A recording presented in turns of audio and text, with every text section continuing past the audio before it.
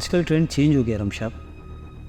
आजकल के नौजवान पहले मंगनी या शादी कर लेते हैं, उसके बाद माँ बाप को पता चलता है कि उनके बच्चे एक नए तजुर्बे से गुजर रहे हैं। अगर उसके बाद भी उन्हें एतराज़ होता है तो वो चाहते हुए भी कुछ नहीं कर पाते और इस तरह से रिश्ते तय पाते हैं। क्या हम ऐसा नहीं कर सकते? एक नया तजुर्बा करने में हर्ज ही क्या है? देखो, मुझे इस बात की जल्दी नहीं है। तुम मुझे सोचकर इत्मीनान से बता सकती हो।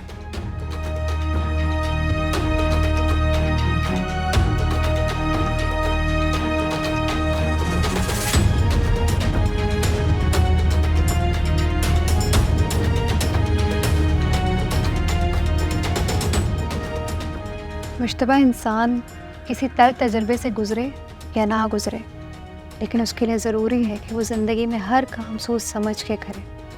और उससे भी ज़्यादा ज़रूरी ये है कि अगर वो किसी तल्ख तजर्बे से गुज़र चुका है तो उसे बार बार ऐसे ही लोग मिले। मुझे इन सब मामलात में ऐसे लगता है कि रिश्तों के मामलात में तुक्का नहीं लगाना चाहिए। मैं ऐसे रिश्तों की कायल नहीं हूँ और ना ही मैं किसी नए तजर्बे से गुजरना चाहती हूँ। और हमें इस मामले में बहुत ही प्रोफेशनल तरीके से काम लेना होगा। अब तुम मुझे अपने वालिदैन की तस्वीर अपने साथ सुबह ऑफिस जाने से पहले भेजोगे। और दूसरी बात ये कि जब तुम्हारे वालिदैन मेरे घर में रिश्ता लेकर आएंगे प्रोफेशनल तरीके से, तो ही हमारी बात आगे बढ़ेगी, वरना आज के बाद ये मौजू मेरे लिए कोई मायने नहीं रखता। मैं उम्मीद करती हूँ कि तुम मेरी ये बात अच्छे से समझ गए होगे।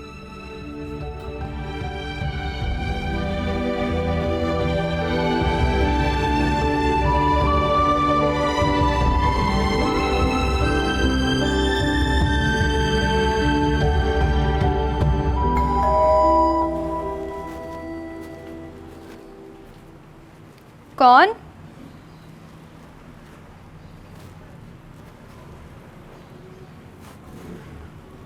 हाय। हाय। मैंने रात को तुमसे तुम्हारे घर आने की, तुम्हारे पेरेंट्स से मिलने की इजाज़त मांगी थी। फिर सोचा कि जब इजाज़त मिली गई है तो अकेले क्यों हूँ, इसलिए मैं अपने पेरेंट्स को भी साथ लेकर आया। अम्मा पापा आइएगा। अस्सलाम वालेकुम, कैसे हैं बेटा? ठीक हूँ, आप कैसे? वालेकुम सलाम। कैसी बेटा? ठीक हो? जी अंदर चले। आइए।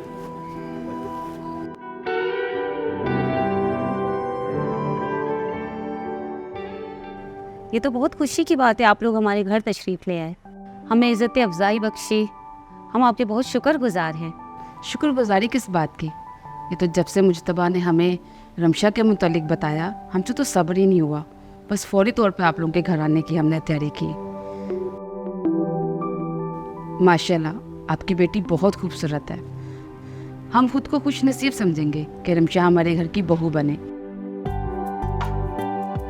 बस हमने तो उसको अपने घर की बहू बनाने का फैसला कर लिया है। अब तो हमें आपसे हाँ ही चाहिए।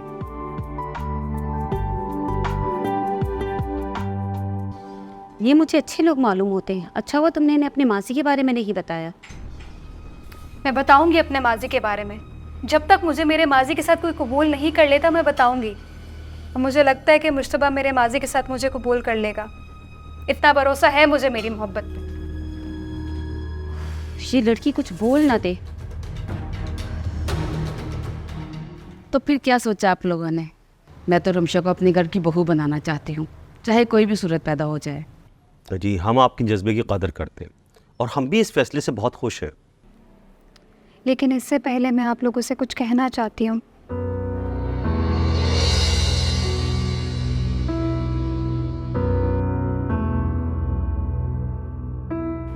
मुझे भी खुशी होगी आपकी बहू बनकर आपके घर जाने की,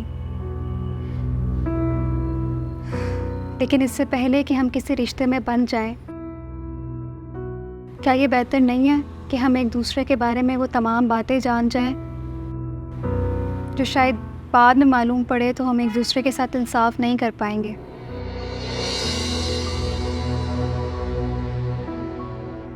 आप जो भी कहना चाहती हैं आप खुल के कहें।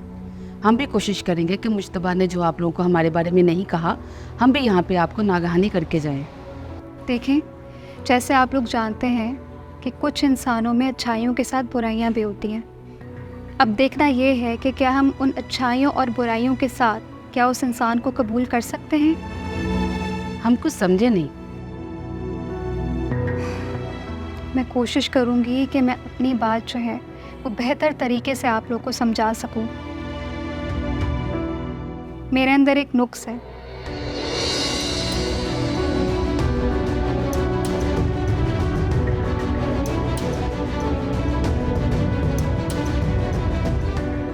और मैं चाहती हूँ कि शादी से पहले आप लोग इसे बेहतर तरीके से जान लें और इसके बाद ही ठंडे दिमाग से हमारी शादी के बारे में फ़ैसला करें।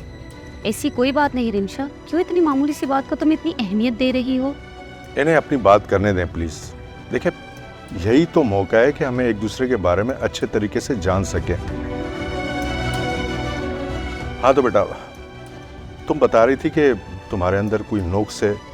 क्या नुक्स है? मुश्तबा से मिलने से पहले मेरी एक लड़के के साथ मंगनी हुई थी जो कि टूट गई, और इस बात को भी कोई 1-1.5 साल का अरसा हो गया है।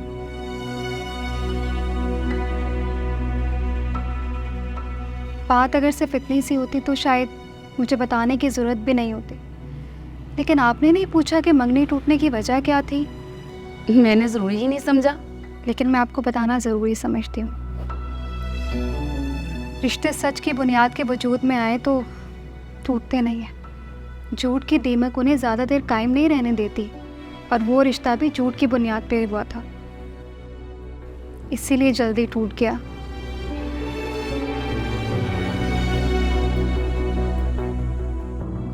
अच्छा, तो ये वजह है रिश्ता टूटने की। मगर मेरे ख्याल में ये कोई ख़ास वजह तो नहीं है। हम में से किसी को आइडिया नहीं था कि जिस लड़के से मेरी मंगनी हुई है उसका वास्ता जो है वो एक काले धंधे से था और वो एक चीटर था।